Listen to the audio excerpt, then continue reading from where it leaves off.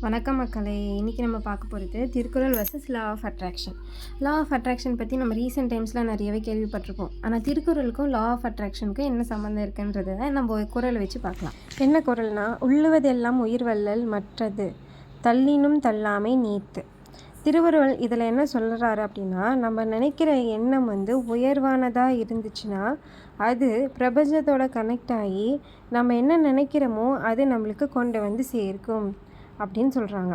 இதில் பிரபஞ்சம் அப்படின்னு நம்ம பார்க்குறது லா ஆஃப் அட்ராக்ஷன்.